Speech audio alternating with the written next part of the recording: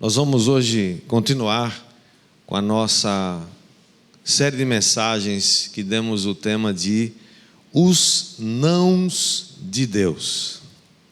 Os Nãos de Deus. Coloca o tema primeiro, depois é isso. Os Nãos de Deus, é a terceira parte. E hoje temos um subtema: não coma dessa árvore. Vamos orar mais uma vez? Abaixa sua cabeça, feche seus olhos. Senhor, nós somos totalmente dependentes do Teu Espírito. Nós só podemos entender e receber as coisas espirituais de forma espiritual. Por isso nós reconhecemos a nossa incapacidade pessoal, humana, de mergulhar nas coisas profundas do Espírito. Mas também sabemos que o Senhor é aquele que nos revela, que nos fala, que nos instrui. Então o Espírito Santo vem agora e derrama sobre nós desse orvalho de vida, que traz saúde, cura, que traz vida em abundância. Onde tem morte, Senhor, renova e restaura agora. Onde tem falta de esperança, Senhor, vem com a Tua esperança. Onde tem coração desassossegado, Senhor, vem com o Teu alívio, com o sossego da alma, enquanto o Senhor repreende toda resistência espiritual e traz nesse lugar, um lugar selado, separado para a Tua glória. Nós pedimos assim no nome de Jesus. Todos dizem um amém? Amém mais forte? Amém. Vamos ler então Gênesis capítulo 3, versículo 1, diz assim: mas a serpente, mais sagaz que todos os animais selváticos que o Senhor Deus tinha feito, disse à mulher: é assim que Deus disse: não comereis de toda a árvore do jardim? Respondeu-lhe a mulher: do fruto das árvores do jardim podemos comer, mas do fruto da árvore que está no meio do jardim, disse Deus: dele não comereis, nem tocareis nele, para que não morrais. Então a serpente disse à mulher: é certo que não morrereis, porque Deus sabe que no dia em que dele comerdes, se vos abrirão os olhos, e como Deus sereis conhecedores do bem e do mal. Vendo a mulher que a árvore era boa para se comer, agradável aos olhos e árvore desejável para dar entendimento, tomou-lhe do fruto e comeu, e deu também ao marido, e ele comeu. Abriram-se então os olhos de ambos, e percebendo que estavam nus, coseram folhas de figueira e fizeram cintas para si. Quando ouviram a voz do Senhor Deus, que andava no jardim, pela viração do dia, esconderam-se da presença do Senhor Deus, o homem e sua mulher, por entre as árvores do jardim. Até o versículo 8. Esse é um texto muito conhecido, texto que fala, que narra a história, o início, da história da desobediência e da queda do homem. A maioria das pessoas lembram apenas da fruta, aliás, alguns até especulam que fruta teria sido essa. Alguns acham que foi a maçã.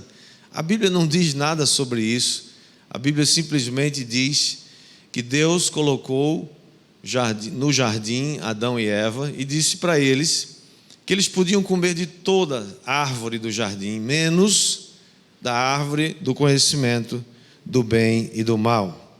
A serpente, aqui descrita como o mais sagaz de todos os animais selváticos que Deus havia feito, se apresenta a Eva e começa um diálogo com Eva, fazendo uma pergunta.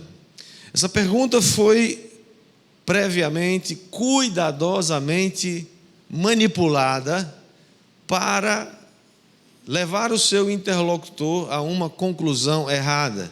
é aquela malignidade do repórter que sabe que quer pegar, né, o seu interlocutor em alguma coisa e faz aquela manipulação, né, torce, ele prepara uma armadilha, ele prepara uma cilada. Foi isso, né? Eu imagino que tem alguns jornalistas que devem ter feito algum curso com a serpente, só pode, né? Eles são mestres nessa arte, né? A serpente então pergunta: é assim que Deus disse? Não comerás de toda a árvore do jardim? É óbvio que a serpente sabia que não era essa a resposta.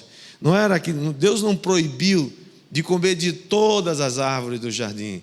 Deus simplesmente deixou e disse: olha, vocês podem comer de tudo, menos dessa árvore do conhecimento do bem e do mal, porque no dia que vocês comerem, certamente morrerão. Então Eva repete o texto, né, que nós lemos e diz: olha, não, do fruto das árvores do jardim nós podemos comer, mas do fruto da árvore que está no meio do jardim, disse Deus: dele não comereis e nem tocareis nele.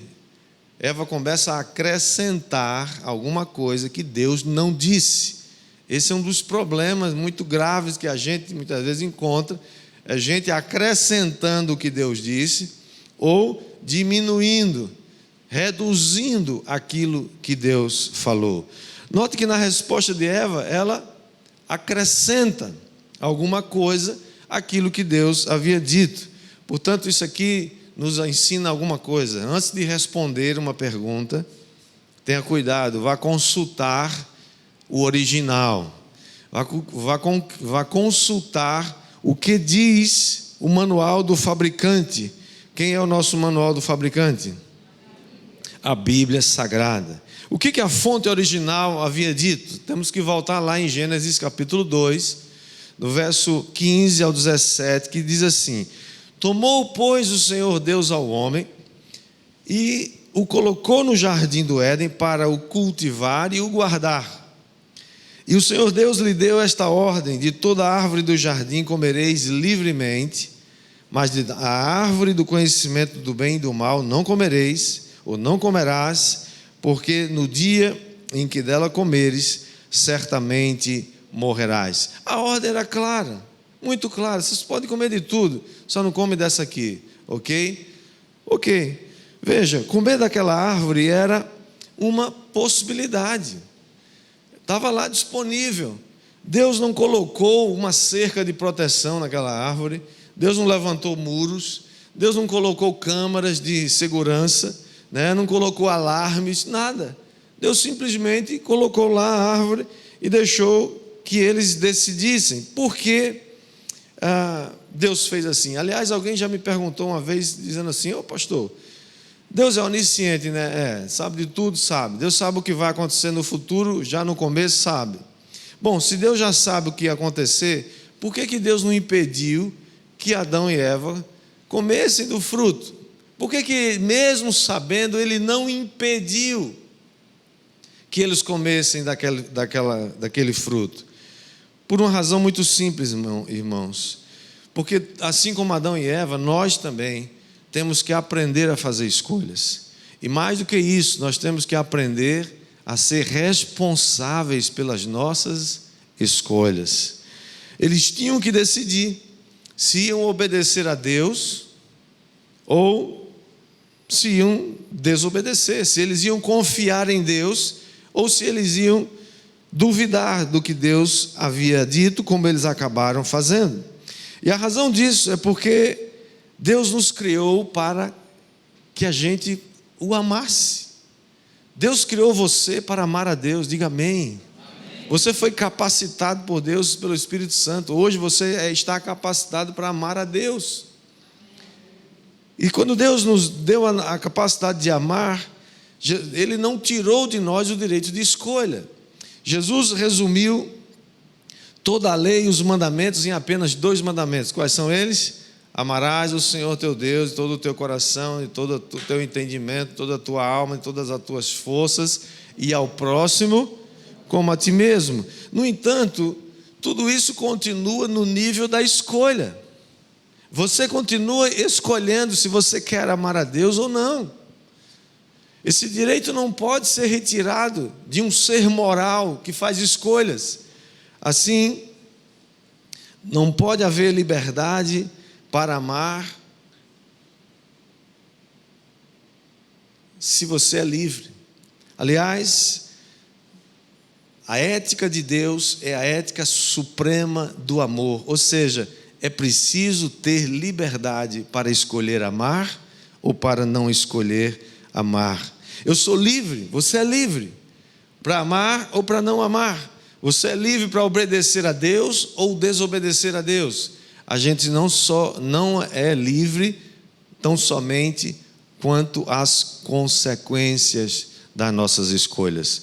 A gente pode até escolher, a gente tem a opção de escolher, mas as consequências vêm acopladas. Eu não posso escolher, fazer uma opção e dizer essa consequência eu não quero.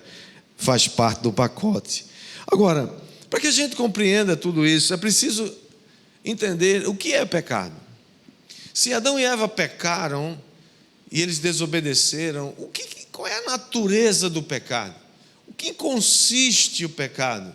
Será que isso é um assunto que a gente consegue discutir ou consegue encontrar esse significado? Porque hoje, irmãos, para muitos, o conceito de pecado é um conceito muito estranho, sim ou não? A gente vê gente falando assim, não, isso é um erro, isso é uma falha, né? Pecado é um negócio meio esquisito, meio diferente assim, né? Então as pessoas estão atribuindo os problemas que a sociedade tem a um ambiente hostil, a um ambiente mau, e não ao fato de que a sociedade é feita por homens pecadores. E isso existe em parte, eu creio, pela dificuldade, primeiro, que a gente tem de lidar com a culpa. E em parte também, eu creio, pela influência de um rapaz chamado Freud. Os psicólogos aqui estudaram, né, e continuam estudando sobre o Freud. Freud é considerado o pai da psicanálise, né, e que era, inclusive, ateu. Freud dizia que a culpa era um sentimento irracional que as pessoas não deveriam alimentar. Então ele começou a criar um mecanismo para como você ser livre da culpa, através da psicanálise. No entanto, a gente sabe que a culpa do pecado jamais será removida fazendo terapia. A culpa pelo pecado, somente o sangue de Jesus pode removê-la. Quem recebe aí, diga amém. Ora, se nós não temos um referencial transcendente, teísta, ou seja, se não existe um Deus criador, se não existe um Deus supremo que criou todas as coisas, então não há ninguém além de nós mesmos a quem nós devemos prestar contas. Se essa é a condição, então cada um faz a sua lei, cada um cria a sua moral. A gente sabe que isso não é verdade. É por isso que você ouve algumas pessoas dizendo: se você se sente bem, se você não está prejudicando ninguém, então o que você está fazendo, você não tem que se preocupar e nem ficar pensando, não há motivo para sentir culpa por coisa alguma. Eu queria então compartilhar 3 coisas sobre o pecado que você precisa saber. 3 coisas que são importantes a respeito do pecado. Primeiro, é que o pecado é uma inclinação interior. O pecado não é simplesmente alguns atos errados. Alguns acham ou pensam, né, a categoria de pecado é algo que você faz externamente, você para de fazer, e alguma coisa que você percebe visivelmente. Pode ser também, mas o pecado é mais do que isso. O pecado é uma inclinação interior, é uma tendência inerente à natureza humana. Você não precisa ensinar uma criança a pecar, ela vai pecar naturalmente. Você não precisa ensinar uma criança a mentir, ela vai fazer isso em algum momento. Por quê? Porque isso faz parte da natureza do ser humano. Nós não somos pecadores porque pecamos, nós pecamos porque somos pecadores. Há uma diferença muito grande. Pecado, portanto, é qualquer falta de conformidade com a lei de Deus, a lei moral de Deus, é aquela incapacidade de você viver de acordo com o que Deus espera de nós. 1 João 3,4 define muito bem o que é pecado. Ele diz: todo aquele que pratica o pecado também transgride a lei, porque o pecado é a transgressão da lei. Obviamente está falando aqui da lei de Deus. Segunda coisa sobre o pecado que você precisa compreender é que pecado é rebelião e desobediência. Foi isso que aconteceu com Adão e Eva. A Bíblia nos revela que todas as pessoas, que o mundo, ele está em contato direto com a verdade de Deus. Isso é muito importante que você saiba disso. Ou seja, Salmo 19, versículo 1 diz: os céus proclamam a glória de Deus e o firmamento anuncia a obra das suas mãos. Isso está aí para todo mundo ver. Paulo, escrevendo aos Romanos, capítulo 1, verso 20, ele diz que os atributos invisíveis de Deus, o seu eterno poder, como a sua própria divindade, ele usa a expressão claramente, está nítido, está aí para todo mundo ver, todos podem perceber, e essas coisas, né, o que Deus, a sua criação, né, através da criação, essas coisas, seu poder, sua divindade, podem ser claramente percebidas pelas coisas que Deus criou. Por isso que ele termina dizendo: tais homens são, por isso, indesculpáveis. Ou seja, qualquer pessoa, até os ateus que não creem em Deus, estão diante da glória de Deus, e o firmamento anuncia a obra das suas mãos. Adão e Eva, portanto, podiam comer de todas as árvores do jardim, menos daquela árvore do conhecimento do bem e do mal, mas eles decidiram acreditar na serpente.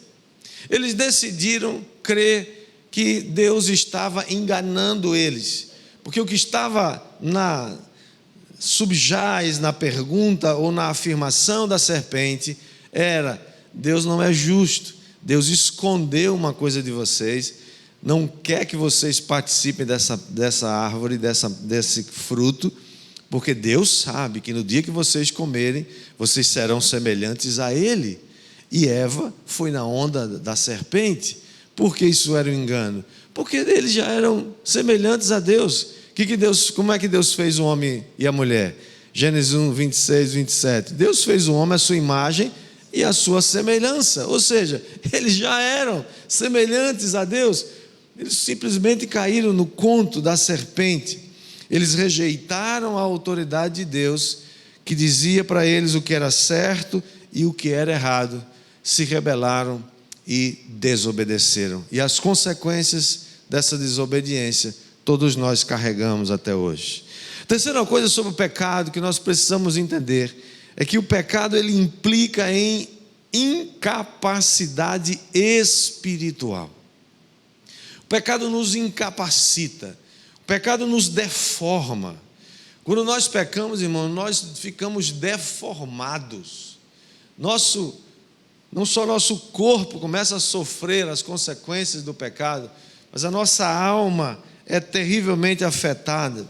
Em Romanos capítulo 1, Paulo, escrevendo aos Romanos, diz que mesmo os homens tendo conhecimento de Deus, não o glorificaram como Deus, tornando-se nulos, insensatos e loucos.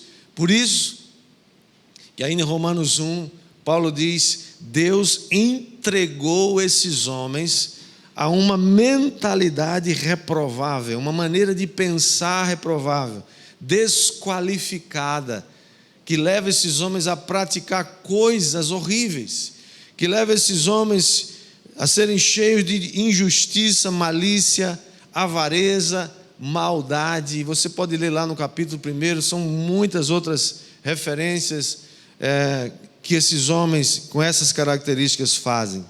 Isso significa que toda pessoa, que qualquer mente deixada sozinha, sem Deus, sem a orientação do Espírito é uma mente capaz de pensar e fazer coisas horrorosas.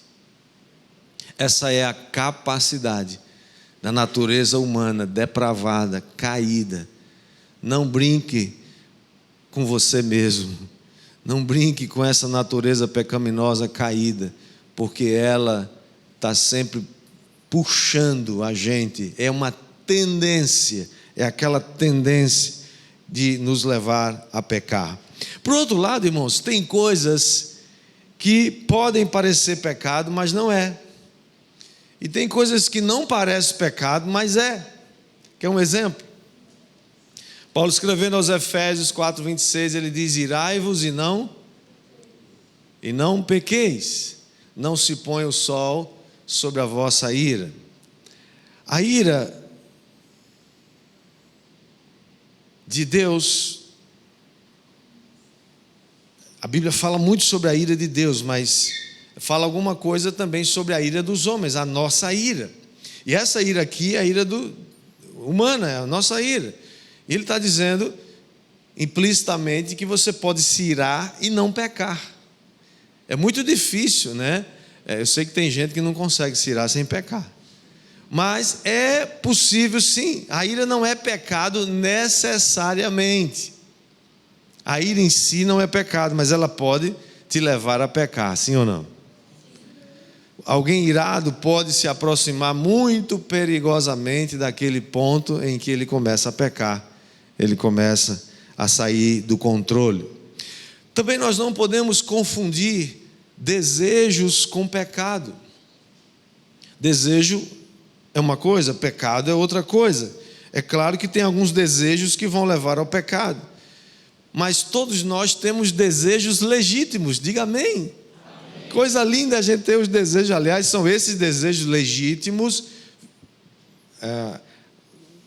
desfrutados, né? Vamos usar essa palavra, dentro dos limites do que a palavra de Deus nos diz, que está lá em Salmo 37, que diz: agrada-te do Senhor e Ele satisfará os desejos do teu coração, os desejos legítimos. Por exemplo, o primeiro desejo é o desejo de desfrutar coisas. Todos nós temos desejo de desfrutar coisas assim. E não é legal desfrutar umas coisas boas? É ou não é? Eu não vou nem falar da picanha, porque isso aqui o pessoal já fala, né? Pastor gosta de picanha, né? Uma coisa boa, tem muita coisa boa. Por exemplo, comer, beber, se alegrar com os amigos, com os irmãos, na célula, é uma bênção, é ou não é? Quem gosta aí? Quem gosta? Né? Dia de domingo assim, depois do culto, então é uma bênção, quando a gente se encontra com os amigos, né? Dia de domingo a gente sabe que é aquele domingo assim, né? Que aquela dieta ficou para depois, só amanhã que ela recomeça, não é verdade?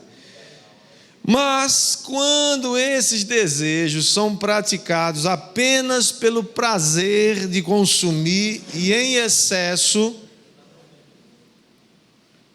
eles desembocam em quê? Em glutonaria. E o que é pecado? Quando Moisés estava no monte, aí em Êxodo diz que o povo se assentou para comer, beber e a se divertir. Não há nada de errado em comer e beber e se divertir, mas o povo naquele dia se assentou para fazer essas coisas como idolatria. O ventre é o que é mais importante, é a comida, é a bebida. E isso se tornou pecado. E para nós pode se tornar pecado. Por exemplo, o sexo. O sexo é uma bênção. O sexo é algo que Deus criou e é maravilhoso para ser desfrutado dentro de uma aliança de casamento. Mas, se você começa a praticar sexo fora do casamento, você começa a atrair uma maldição sobre você e isso se torna pecado. Dessa forma, qualquer satisfação que for feita de uma forma indevida, de um desejo natural, se torna pecado. É aquilo que João, escrevendo em sua primeira carta, João 1, capítulo 2, verso 16, chama de cobiça da carne. Ele diz: pois tudo que há no mundo, a cobiça da carne, a cobiça dos olhos e a ostentação dos bens não provém do Pai, mas do mundo. O segundo desejo que é legítimo é o desejo de obter coisas. Não é errado você querer ter as coisas. Uma coisa é ganância pelas coisas, outra coisa é você ter ambição, ter sonhos. Você querer, desejar adquirir coisas, isso não está errado. Não necessariamente. Conquistar coisas é um desejo natural. A Bíblia fala muito sobre mordomia. Ou seja, não faz sentido falar sobre mordomia se você não tivesse que administrar bens, propriedades, recursos. E mordomia, Jesus falou muito sobre isso. Mencionou parábolas falando de mordomia. Mordomo, portanto, é aquele que administra algum bem. Se Deus fosse, por exemplo, contra você possuir algum bem, não haveria um mandamento afirmando o direito de propriedade, que é não furtarás. Está implícito que as pessoas são donas, são proprietárias, pertencem a elas alguma coisa, e a gente precisa respeitar isso. No entanto, quando o desejo de adquirir coisas começa a ser satisfeito a qualquer custo, explorando as pessoas, dando prejuízo às pessoas, então isso começa a degenerar naquilo que João fala lá em 1 João 2,16, desemboca na cobiça dos olhos. Outra versão fala concupiscência dos olhos. O que é a concupiscência dos olhos? Desejo por ter as coisas, e você pensa que a sua vida gira em torno daquilo, que se você não tiver aquelas coisas, se você não adquirir aquelas coisas, você não tem uma identidade apropriada. No entanto, não é errado você desejar ter as coisas, não é pecado desde que seja dentro dos limites da palavra de Deus. O terceiro desejo é o desejo de fazer coisas. Nós temos desejo de realizar, irmãos. A realização é uma coisa intrínseca ao ser humano. O trabalho, por exemplo, é uma adoração a Deus. E aquilo que nós fazemos através da adoração é também uma maneira de você realizar coisas, realizar projetos, realizar um plano que você traçou para a sua vida, realizar sonhos, faz parte inclusive do nosso chamado. No entanto, quando isso começa a extrapolar os limites, quando isso começa a romper os limites, isso vai desembocar no que João fala de soberba da vida, e a versão da NVI diz ostentação dos bens. Você já viu gente que vai fazer de tudo para ostentar bens, ostentar ícones que revelam o poder aquisitivo que ele tem, ou que ele quer mostrar que tem? Isso começa a ser idolatria, porque nada pode substituir Deus na vida da gente, nem dinheiro, nem bens, nem coisas, nem realizações. Todas essas coisas são boas, mas sem Deus elas não valem nada. Deus é o centro de todas as coisas, a sua fonte é o Senhor. Se você não é feliz com o Senhor, não vai ser feliz porque vai conquistar uma casa nova, um carro novo, uma moto nova, um passeio, uma viagem, eu sei lá o que você sonha. Essas coisas são boas, glória a Deus por elas. Mas se você não é feliz antes, você não vai ser feliz depois. Porque a felicidade não está nas coisas, a felicidade está em Jesus Cristo. Veja o que acontece com Jesus. Jesus está no deserto, foi tentado, e Satanás então apela, depois de 40 dias e 40 noites que Jesus está ali sendo tentado por Satanás, e ele apela para desejos legítimos. Jesus estava com fome, 40 dias e 40 noites não é brincadeira. Jesus estava com fome, e o que Satanás faz? Oferece a ele comida. Aliás, dá uma sugestão para ele. Qual é a sugestão? Ordena que essas pedras se transformem em pães. Jesus podia transformar aquelas pedras em pães? Podia. Qual era o problema? O problema é o tempo e a forma do cumprimento, né, do desejo proposto por Satanás. Isso era pecado. E Jesus não caiu na onda, não entrou na onda de Satanás, né?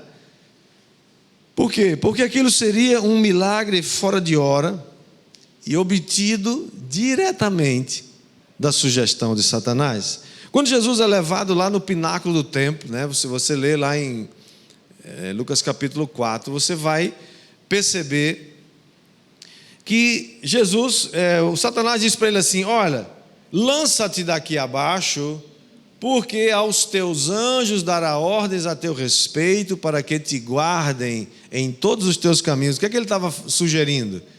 Ele estava sugerindo que Jesus pulasse do pináculo do templo e invocasse a promessa que havia, que está lá no Salmo 91, se você ler, está lá, está dizendo: aos seus anjos dará ordens a teu respeito, para que te guardem em todos os teus caminhos. Qual era o problema aqui? Era correto que Jesus descesse do pináculo em segurança? Claro, era uma necessidade. No entanto, não dessa forma, não tentando a Deus. E é isso que Jesus refuta Satanás e diz: não tentarás o Senhor teu Deus. Não vai pular daqui, né, porque Deus tem uma promessa que vai guardar, que você vai pular. Pular para quê? Para mostrar para Satanás que tinha poder.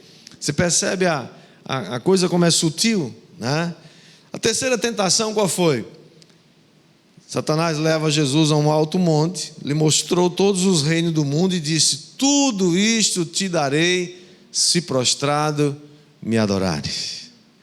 A pergunta é: era legítimo que Jesus retomasse todos os reinos desse mundo debaixo da sua autoridade? Era ou não é? É, claro que era. Aliás, isso vai acontecer muito em breve. Todos os reinos desse mundo serão de Cristo. É uma promessa, está escrito na Bíblia, mas não daquela maneira. Por quê? Não era correto retomar essa posse adorando Satanás, pelo amor de Deus, não faz sentido. Vocês percebem muitas vezes como a gente, por causa de um desejo legítimo, acaba cedendo a uma mentira, a um engano ou a um pecado. Qual é a conclusão disso? A conclusão é uma pergunta: qual a solução para o problema do pecado? Qual é a solução? Será que tem solução para o pecado? Tem ou não tem? Tem. 1 João capítulo 2, o apóstolo João está escrevendo, no versículo 1 ele diz: filhinhos meus, estas coisas vos escrevo, para que não pequeis. Se todavia alguém pecar, temos advogado junto ao Pai, Jesus Cristo, o justo, e Ele é a propiciação pelos nossos pecados, e não somente pelos nossos próprios, mas ainda pelos do mundo inteiro. Ora, sabemos que o temos conhecido por isto, se guardamos os seus mandamentos. A primeira coisa que esse texto nos ensina é que essas coisas foram escritas para que a gente não peque. Essa é a vontade de Deus, mas a gente viver sem pecar. Ah, é possível, pastor? Eu creio. Agora, também é possível viver para nós, para o cristão que tem o Espírito Santo. O pecado agora não é mais uma coisa que você vive fazendo isso todo dia. O pecado agora é um acidente. E a vontade de Deus é essa, que você não peque. Entretanto, contudo, porém, todavia, se você pecar, o que é que o texto está dizendo? Temos um advogado. Um advogado junto ao Pai. Como é o nome dele? Jesus Cristo. Advogado fraco esse, hein? Você é advogado, Valber? Também é, né? É fraco esse, Jesus Cristo? Olha o resto aqui, olha, vírgula, Jesus Cristo, vírgula, o justo. Ou seja, não tem mancha no caráter, nem na banca desse advogado. Esse advogado é suficiente para te defender. Se você pecar, olha, a vontade dele não é que você viva pecando, não é mesmo. O pecado mata, o pecado acaba com a gente, o pecado destrói, o pecado deforma. Pecado rouba a sua beleza, pecado rouba o seu futuro. No entanto, irmãos, a promessa, meu Deus, é um negócio tão poderoso. Se porventura você pecar, não se apavore, tem um advogado que vai lhe defender. E mais ainda, o sangue de Cristo nos livra da culpa do pecado, mas também nos livra do poder do pecado. Vimos no começo dessa mensagem que o pecado é uma inclinação, é uma tendência inerente à condição humana. É capacidade, o sangue de Cristo nos capacita a não só vencer, expiar, resolver o problema do pecado, mas ele também nos capacita a vencer o poder do pecado. É aquele poder que você peca hoje, pede perdão, amanhã peca de novo, pede perdão, peca de novo. Esse é o poder do pecado que o sangue de Jesus é capaz de nos dar para vencê-lo. Romanos 8,3 diz: porquanto que for impossível a lei, no que estava enferma pela carne, isso fez Deus enviando o seu próprio Filho, em semelhança de carne pecaminosa, e no tocante ao pecado, e com efeito condenou Deus na carne o pecado, a fim de que o preceito da lei se cumprisse em nós, que não andamos segundo a carne, mas segundo o Espírito. Sabe o que significa isso? No Antigo Testamento era impossível alguém vencer o pecado ou guardar toda a lei. Impossível, ninguém conseguiu fazer isso. Ninguém sozinho conseguia resolver o problema do pecado. Por quê? Porque é um problema da natureza humana. Mas agora, em Cristo, nós fomos empoderados pelo Espírito Santo, a fim de que nós possamos cumprir os seus mandamentos. Agora, cumprir os mandamentos não é mais uma coisa que você se esforça. Ah, meu Deus, tem que fazer esse negócio, né? Eu vi uma paz falando assim: não quero ser crente não, que crente não faz nada, crente não joga, não bebe, não fuma, não conta piada, crente não faz não sei o quê, não faz, e eu não consigo não. Digo: meu amigo, que crente chato é esse que tu conhece, hein? Crente pode tudo, meu amigo. Inclusive pode não fazer as coisas que não presta também. Ele pode, porque tem o Espírito Santo agora. Não é um esforço humano, pessoal. Você se esforça, não vou fazer, e daqui a pouco está fazendo de novo. Porque agora é o Espírito Santo que te empoderou. O Espírito Santo que agora habita em você. Porque Jesus é aquele que, segundo a descrição de Hebreus 5,9, diz: e tendo sido aperfeiçoado, tornou-se Jesus o autor da salvação eterna para todos os que lhe obedecem. Jesus disse claramente: vocês nem me chamam de Senhor se vocês não fazem o que eu mando vocês fazerem. Condição para seguir Jesus é essa, não tem outra não. Por isso, irmãos, que a vida cristã é uma vida de obediência. É uma vida de obediência a Cristo e aos seus mandamentos. Foi Ele que disse: se vocês me amam, vocês vão guardar os meus mandamentos. Mas não dá para guardar os mandamentos de Jesus na raça, no peito, na força. A gente só consegue fazer isso através do Espírito Santo.